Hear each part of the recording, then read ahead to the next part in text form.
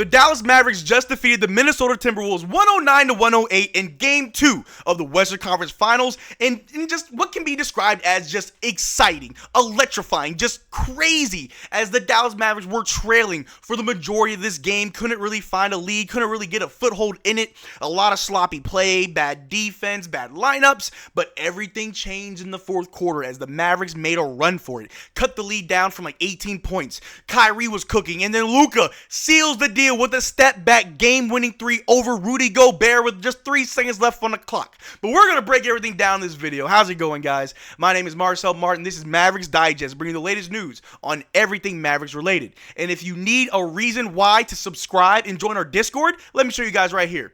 Before the game started, you may need to zoom in, but CP Alexander, shout out to the homie CP, was in Discord right before the game, said, "I dreamt about Luka hitting a running three-pointer at the buzzer to win Game 2. Well, CP, you weren't that wrong, my brother. It wasn't a running three, but it was still a three sort of at the buzzer, right before the buzzer to win it.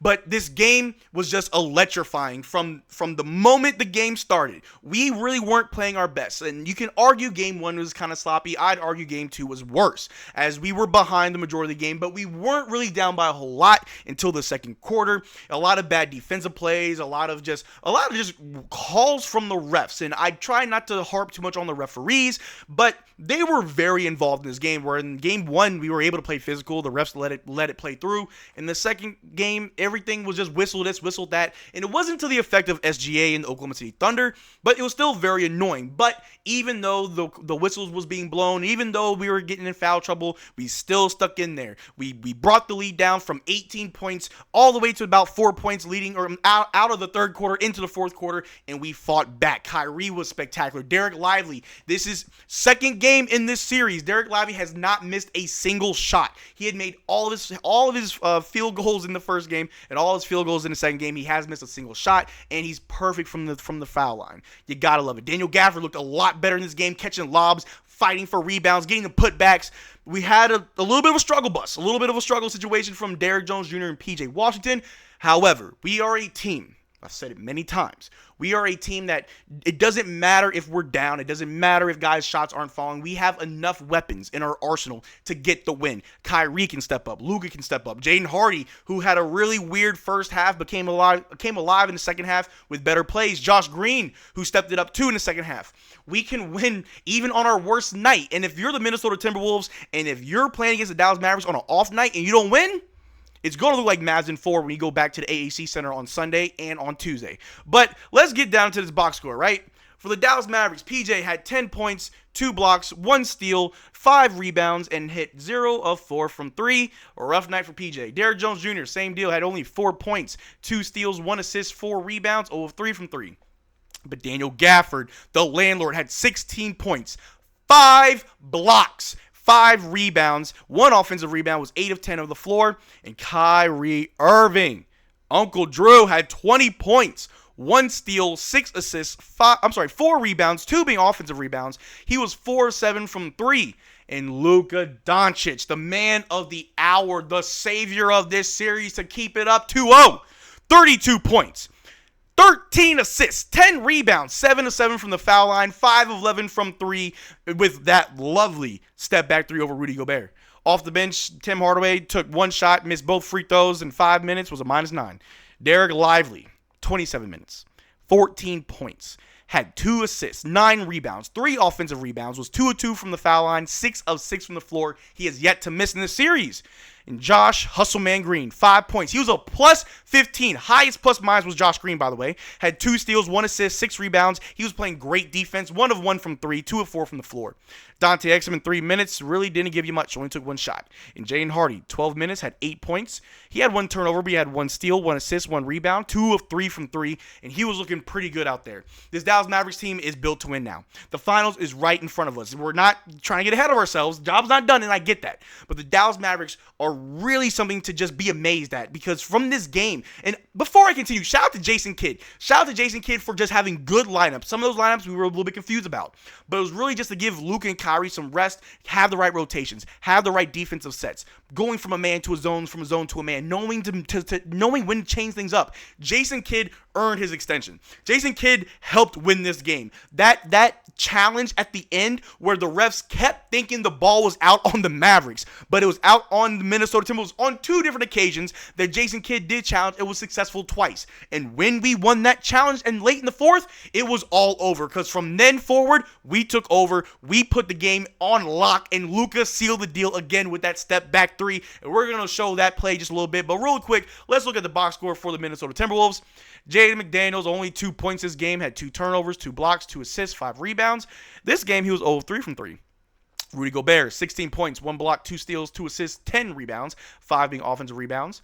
Karl Anthony Towns, the greatest big man shooter, whatever he wants to call himself, had 15 points, 2 steals, 3 assists, 7 rebounds, was 6 of 7 from the free throw line, but 1 of 5 from 3. Dirk would never. Mike Conley had 18 points, 1 block, 1 steal, 5 assists, 5 rebounds. He was 2 of 5 from 3. And Anthony Edwards, the face of the league, the next Michael Jordan, had 21 points, 1 block, 7 assists, 5 rebounds, was 9 of 10 from the free throw line, 2 of 7 from 3. And off the bench, Kyle Anderson had 7 points, 5 assists, 5 rebounds. Nas Reed was lighting it up, had 23 points, 1 block, 2 steals, 2 rebounds. He was 7 of 9 from 3. Morris gave you nothing, and Nickeil Alexander-Walker in 14 minutes had 6 points, 2 turnovers, 1 block, 2 assists, and 1 rebound. He was 0-2 from 3. The Mavericks, they were getting it done.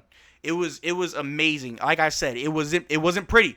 If we can win, if we're beating the team that beat the reigning NBA champions back to back in Minnesota, these are away games, and we're beating them on our off night, we're a team that can go all the way.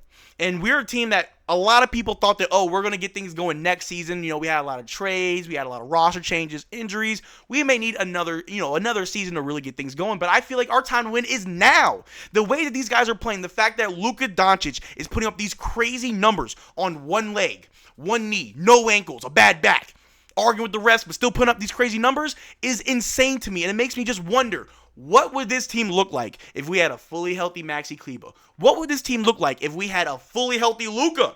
I'm thinking 40 bombs every night. I'm thinking sweeps across the board. But regardless, this team is built to win. They are comprised of players who fight. And even though PJ had an off night and Derrick Jones Jr. had an off night, Derrick Lively and Daniel Gafford stepped up. Josh Green stepped up. Jaden Hardy was playing well. Luke and Kyrie did their thing. It's okay if guys have off nights, because someone else will step up, and that is going to happen.